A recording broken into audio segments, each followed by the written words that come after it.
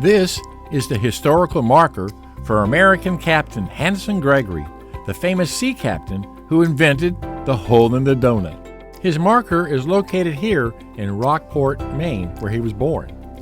Previously, shipped donuts cooked well on the edges but raw in the middle.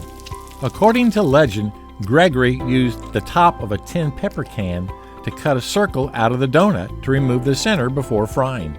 No more indigestion or greasy sinkers, just well done, fried through donuts.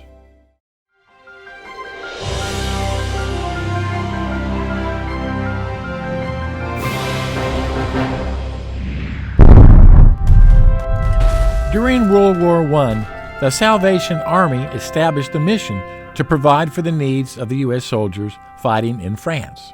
In 1917, several hundred Salvation Army women volunteers traveled overseas to set up service huts located in abandoned buildings near the front lines, where they could serve baked goods, provide writing supplies and stamps, and offer clothes mending service to the soldiers in battle. The women wanted to offer comfort to the soldiers with something that reminded them of home. Salvation Army Captain Helen Purviance and Ensign Margaret Sheldon had the idea to bake cakes and pies for our doughboys. However, ovens became harder and harder to access the closer they got to the battlefield. Helen considered making pancakes, but that would have required plates, butter, and molasses. She decided that donuts would be quicker and easier to make and recruited Margaret's help. The donut duo patted the first dough into shape by hand, but soon employed juice bottles and spent artillery shell casings as rolling pins. The sweet taste of home treats Helen and Margaret were cranking out were an instant hit with the American soldiers serving abroad. The tempting aroma of frying donuts drew a lengthy line of soldiers to the hut. They served 150 donuts that first day and double that 24 hours later. When they ran out of frying pans, they used soldiers' combat helmets to cook the donuts. Once they were fully equipped, Helen and Margaret fried between 2,500 to 9,000 donuts daily, as did other women volunteers along the front line trenches. The donuts the Lassies made were simple and easily produced, but they elicited strong feelings from the soldiers on the battlefield. American soldiers found that the donut transported them magically back home, where their thoughts were fixed on the things they were fighting for, gave them the courage to laugh in the trenches and to face bravely the purpose which had brought them to Europe. Through these simple acts of comfort and service, the donut became synonymous with easing the hardships of war. So when the men returned to the U.S. soil, Salvation Army donut girls were there to welcome them home.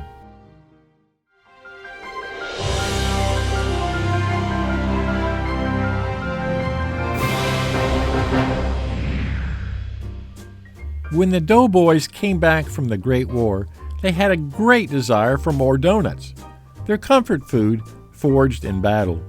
Before long, the whole country was craving some delectable fried goodness. The donut craze could never have been sustained were it not for the invention of the automated donut machine by Russian refugee Adolf Levitt in 1920.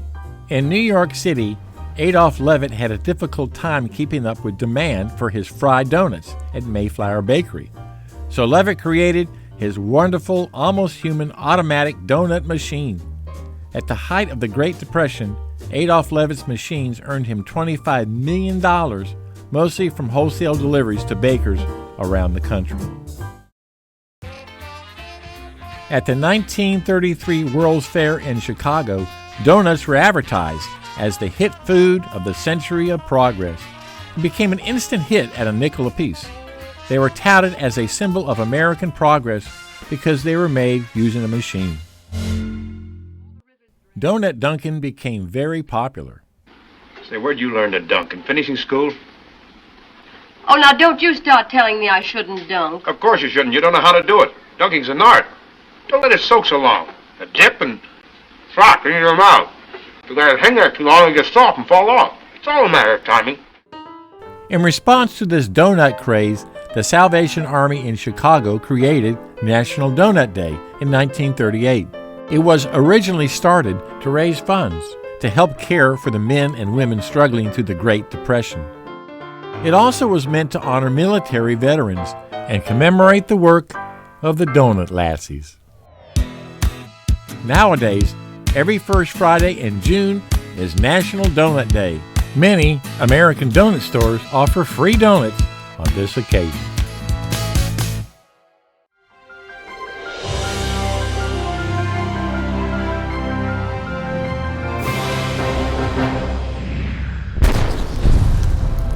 Once the attack on Pearl Harbor occurred on December 7, 1941, the American Red Cross rapidly mobilized its Clubmobile program to provide food, drink, newspapers, and other items for soldiers. It was a mobile service club. The aim was to bring a taste of home to the front lines.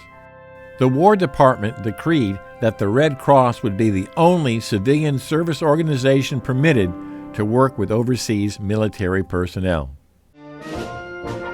Most Clubmobiles were single-decker English Green Line buses fitted with coffee and donut-making equipment. More importantly, each Clubmobile carried American Red Cross women volunteers who traveled throughout Great Britain and Europe between late 1942 and 1946. Popularly referred to as Donut Dollies, since one of their biggest tasks was making and serving donuts to the servicemen, these volunteers were the actual stars of the show. They provided a little touch of home to many a homesick GI. The Red Cross had very high standards for their female volunteers, standards which were higher than those of the military. Applicants had to be college graduates, at least 25 years of age, have stellar reference letters, pass physical examinations, and have an outstanding personality as demonstrated at personal interviews. With the vigorous selection process, only 1 in 6 applicants made the cut. After the invasion of Normandy in June 1944, Clubmobiles were sent into France. The U.S. Army landed around 80 Clubmobiles at Normandy that June. They fanned out throughout Europe in the days and weeks after D-Day, either working in the rear echelons or driving from military post to military post, serving donuts and coffee to the soldiers there. The Clubmobiles had everything they needed for their D-Day deployment, including the donut and coffee-making gear. The Donut Dollies had sleeping bunks in the truck, a mini kitchen, and a lounge area with a record player for the GIs. Donuts dominated the activities of the Clubmobilers. Next to the women themselves, the donuts and the coffee served with them were among the GI's most beloved symbols of home, and they became the trademark of wartime Red Cross. The military still embraces the sugary confection today. In war movies like Full Metal Jacket, "Are you allowed to eat jelly donuts, Private Pius?" "Sir, no, sir!" and Navy donut races, and female Air Force hairdos.